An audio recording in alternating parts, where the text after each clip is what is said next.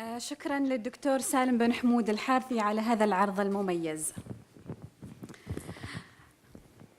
حضورنا الكرام، وقفتنا القادمة مع تقنية النانو في التربية مع البروفيسور نور إمبت، وهو حاصل على درجة الدكتوراه في العلوم النووية من المملكة المتحدة، وهو زميل الأكاديمية الباكستانية للعلوم والأكاديمية الإسلامية للعلوم، شغال منصب رئيس اللجنة الوطنية لعلوم وتقنية النانو، ويعمل حالياً كرئيس مجلس إدارة وأستاذ في معهد بريستون لعلم وتقنية النانو في جامعة بريستون بإسلام آباد.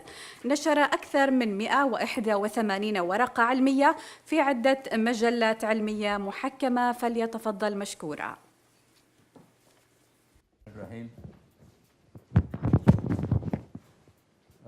Your Excellency, ladies and gentlemen, it's my pleasure to be here.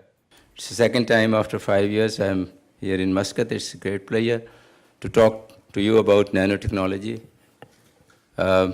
My initiative of this field was something like 20 years back when in Pakistan I introduced the word of nanotechnology. There was a lot of skepticism at the time, what is this nano? But alhamdulillah now, all over the world and in Pakistan and in other Muslim countries, there is a stir of nanotechnology. And I will spend a few minutes on the development of this field.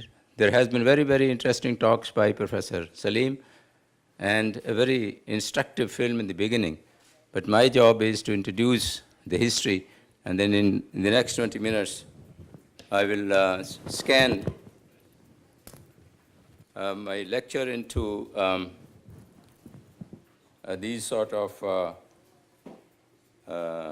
system.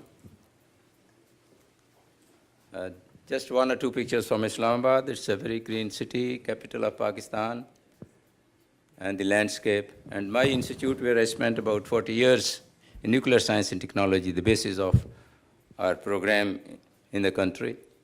Started as a young man and retired from there, and now I'm a life scientist at this institute.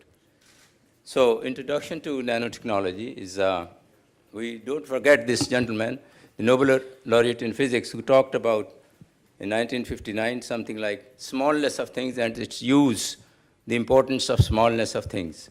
Professor Salim has talked about the smallness, the importance of it, and this was the man, Professor Feynman, the Nobel Prize winner in physics, and he said, I would like to describe a field in which a little has been done, but in which enormous amount can be done in principle. So this is what he was talking about 60 years ago, and now it's now practical. And what he said was, what I want to talk about is the problem of, I think these three words are very important in the smallness of things. Manipulating, controlling things on a small scale. And what he meant was small scale was the atoms and molecules. And in a minute you will know how small these things are. And then even at that time he talked about the education, which is the center focus of this seminar. And he said in the high school competition, in order to get kids interested in this field, so you saw a film of the kids, would propose that someone who has some contact with the high school think of making some kind of high school competition. And Professor Salim has given a competition of 100 reals. Anyway, so he was talking 60 years ago about this smallness of things and at the school and what we are now discussing today. So I think we don't forget this gentleman, his innovation. There are a lot of definitions of nanotechnology, and I wanted to make it simple. And some years ago, I coined this terminology, which is simple, is the study, manipulation, control, and use of materials and their structures. This is important. Materials and their structures at the nanoscale. And what is the nanoscale? The size is between 1 nanometer and 100 nanometers. This is the size in which we regard nanotechnology as the centerpiece of application as nanotechnology. And to give an idea how small things 1 nanometer is, the thickness of human hair or a sheet of paper we use is some 80,000 nanometers. So if you make 80,000 times smaller, that will be the nanometer. And 1 nanometer in terms of mathematical definition is 1 billionth of a meter, the sizes of atoms and molecules. So we are indeed working on atoms and molecules, which are the part of every material, whether human or non-human. Just to make it understand how things are in nature, this is a scale starting from centimeter scale going down to nanometer scale. So on the nature side, the DNA, or the basis of our life, is about 2.5 nanometers. And up you go in nature, the technology of nanometers right up to all types of things are already in nature. And on the mechanical side, you have in the factories, pins, we are millimeter technology, and then you go down to the atoms. And these are single atoms which are about 1/10 of a nanometer. So atom is still smaller than a nanometer, what we are talking about. I think as we talked about, that's a multidisciplinary.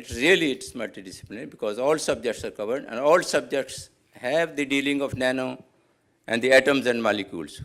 We are covering materials which are based on the sizes of atoms and molecules. Therefore, it is a multidisciplinary subject. Why this technology? I think this part is important. Why this technology has got so much fervor in the world? Because the leaders realized that there's a lot of applications of this technology, and the first man was Mr. Clinton, who sanctioned on a national scale something like $500 million focused on nanotechnology in the year 2000. And there the fervor of the different countries started. Russia was a little behind, and in 2007, this allocated about the same amount for future years of development of nanotechnology. Of course, our brotherly country, Iran, the president had a vision to take national initiative, and now, alhamdulillah, Iran is about 8th leading country in the world in nanoscience and technology. And that's how the leaders, if they focus on it, the country develops. Global impact. The economists will understand the huge marketing, something like trillions of dollars involving the nano products. Already into some research, 2,500 products of nano have already come into the market. You will see a few of them just in a few minutes. What are those?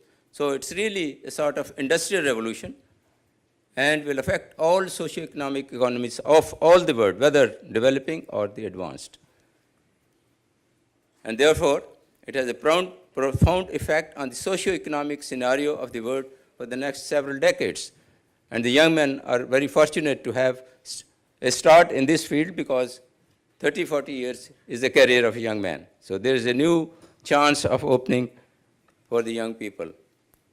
And even in the economic journals like Wall Street and the Outlook, they also call it as industrial revolution. This is for public. If these journals take care of this, it becomes a public affair. Now, this is another important aspect, how the private industry is getting into this nanotechnology. You see that the governments all over the world have something like $70 billion investment. And the investment by the private industry and private enterprise is $250 billion. So private industry is much more proactive in investing into the nanotechnology, but a lot of money is involved. So therefore, it's about 2.5 times the private investment, and therefore the governments are not so investing so much, and that shows the importance of this technology in the private sector. Career opportunities. You think of the subject, you will have jobs, you will have entry into those, whether it's material science or textiles industry, whatever, which Pakistan has, sports industry, which Pakistan has, and many other areas. And this is a source where you can see more details about the entry into this. So it's a highly job-oriented and opening for many areas of disciplines. I'll mention a few of applications. You see the unlimited amount of applications of nanotechnology, but a few of them are in all fields of industry, whether it is oil exploration for some countries of the Middle East or any area which you can cover. Defense, for example, for the dominating countries where they want to dominate the developing countries through the defense equipment, and so on. You name the area where these applications, whether it's medical, the cancer treatment, implants, dentals, if it is energy systems, long life batteries, biofuels, if it is automobiles, lubricants, glass coatings, if it is the industry of ceramics, if it is industry of computer simulation, if it is defense, soldier camouflaging, bird and bee-side drones for spying and so on. It's cosmetics, anti-aging creams.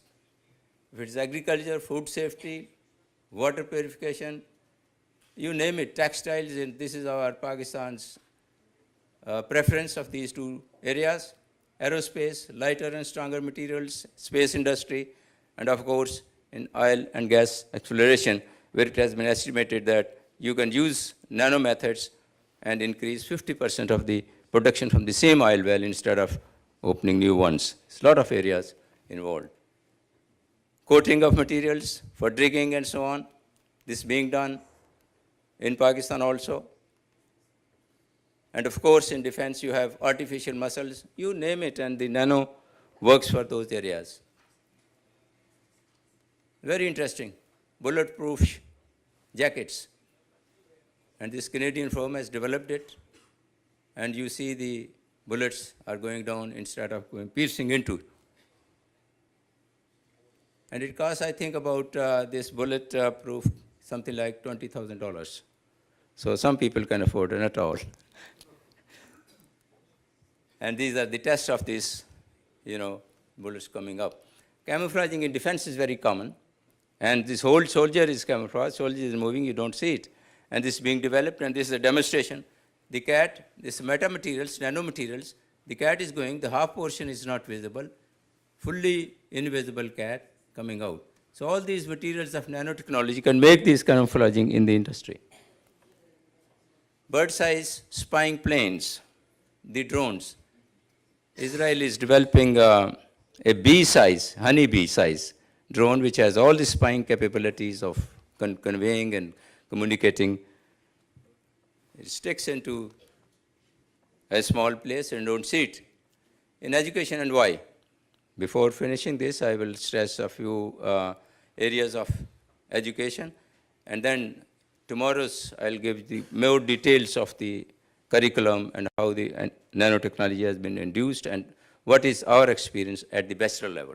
We are here discussing a multidisciplinary approach, the school level, the university level, and I will discuss at the bachelor's level, which is entry to the higher education and research.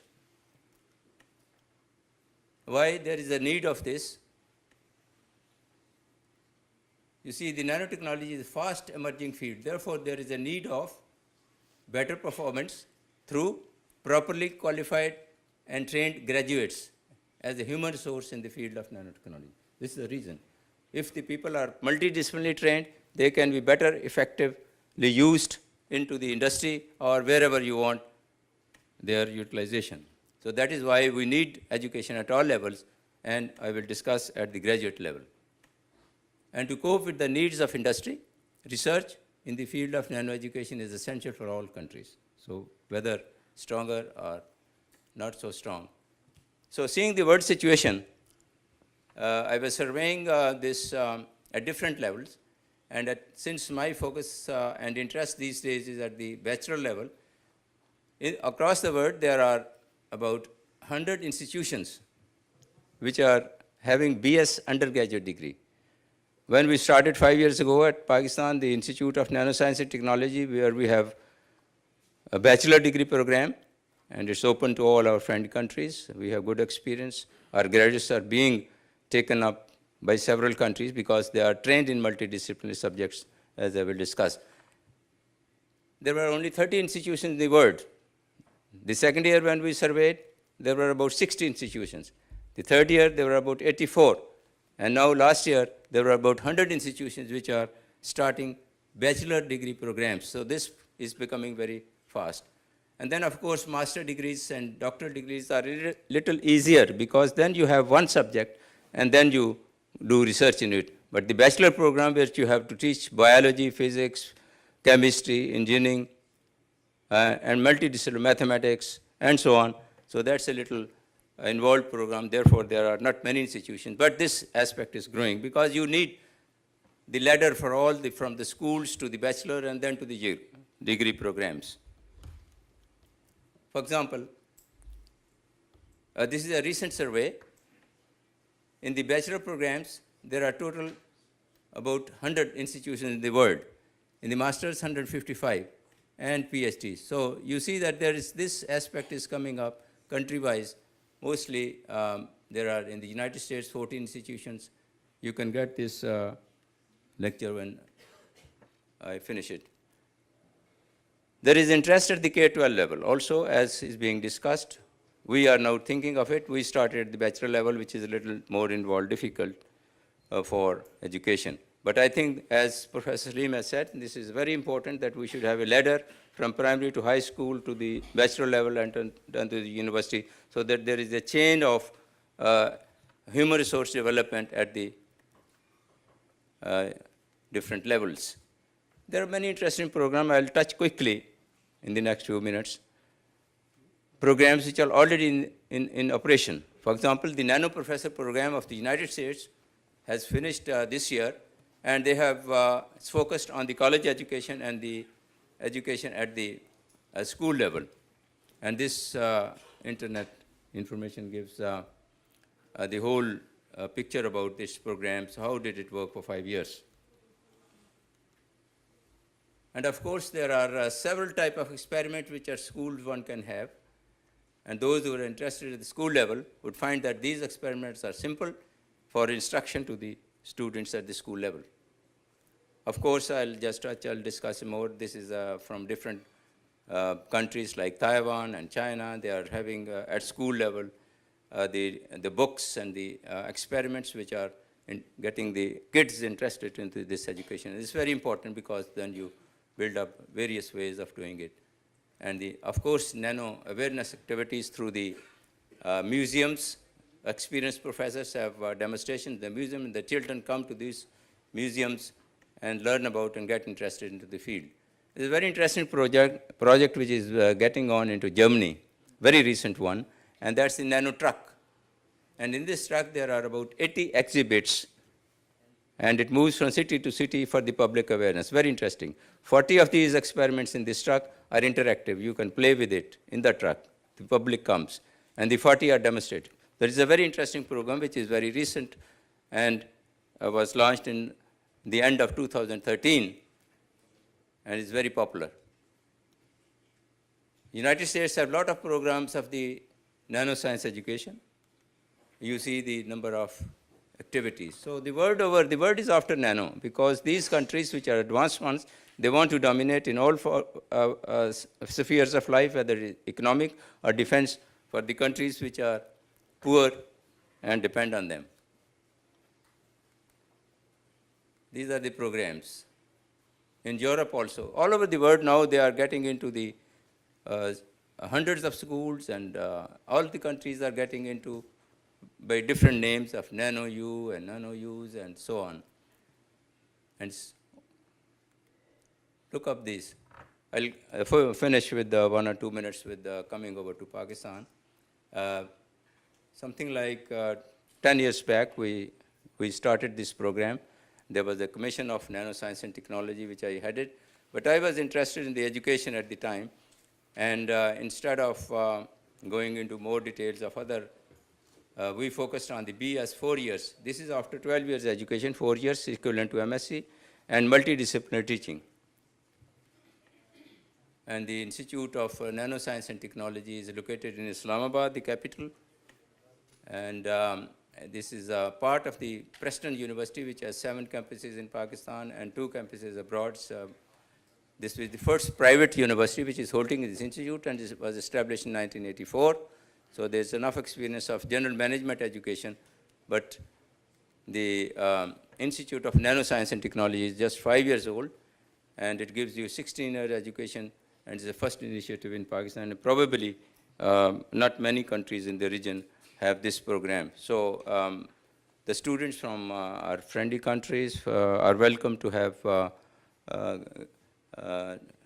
chance of studies at this institute and sharing from our experience. The need was that full-time graduates are needed, and therefore we started this, because these graduates are needed in various aspects of industries, universities, intellectual property rights, patent offices, and so on. And the universities of world over are now including the curricula of nanoscience and technology at this level. And we had this mission of producing the human resource in this field, which is a feed to the universities and to the industries at this very important level. And we have international linkages with the United States universities in China and local universities to give good education to our students. So the program, very nutshell, just before finishing, its first 2 years after K-12 education are taught in mathematics, physics, chemistry, biology, nanotechnology application in industry and engineering, and the basic subjects are compulsory for the 2 years, so that they have a good grounding in the first 2 years. In the third year, we have elective subjects in different fields of nanoscience and technology, and then we have also internship outside their courses, that in universities and industries. And then fourth year is the major research project. So he's well trained when he comes out as a graduate in education as a base, and then in the research methods. So this graduate can be fitted anywhere. It's 132 credit hours total in 8 semesters and in 4 years. So I'll discuss this in detail with in my next lecture. But before ending, I have the structure of this institute. Major is the 4 years, but we have the other diplomas and workshops all over. So it's a multidisciplinary institute in the sense. Now, what happens to our graduates? This is important. This is 1 or 2 last slides. The first batch of our 10 students came out last year, 2014, and we were offered, they won the scholarships, PhD scholarships in China, in the best institute of China. They are studying now already. 3 are going this year, just in a month's time, and the second batch is ready to go. So already all students are well absorbed, because they are being taken in Italy, in Germany, in other countries, because the students are well trained and have a broad base of education. And they are in high standard admissions in the local universities also. And therefore, this is my offer, that our students from other countries, international students, are welcome for this BS 4 years education in nanoscience. The degree name is Nanoscience and Technology. You see, earlier it was easy to start a teaching of physics, a degree in physics, and then a part in nanophysics, or a degree in chemistry and a part in, or course in nanochemistry, but the degree is in physics or chemistry. But this is the first time that the countries and the other countries are giving degrees in the name nanoscience and nanotechnology. And we have started this. It's a very promising course. And for future, we have our focus for our own industries where our graduates, and then awareness of this. Another very interesting thing, already people are thinking of pico technology. That means 1,000 times smaller size materials like atoms, smaller than atoms, that means electrons, neutrons, protons, what is within the atom, and utilization of them in the technology. This already. And there's a book written in 2013 and the book has a future 50 years of projection, how the pico technology will be used. And that's, people are already thinking. So nanotechnology has about 40 years life, and then after that would be the pico technology. And this is our faculty, and thank you very much. These 2 gentlemen you see on the left is the founder of Pakistan, Mr. Jinnah, 1947, and on the right is the thinker, poet, philosopher. Our friends from Iran would know the Iqbal Lahori. He died in 1938 and gave the idea of creation of Pakistan. So we owe a lot of these to the leaders, and all nations should owe to their leaders. And we respect them, because Mr. Jinnah gave us the country, an independent country of now about 200 million people, not very small country. Thank you very much. If there are some questions. Well, we are behind 15 minutes. Okay, thank you very much. Discussion, in the next But we'll discuss on tea and anything, whatever you have, I'm happy to discuss. Thank you very much.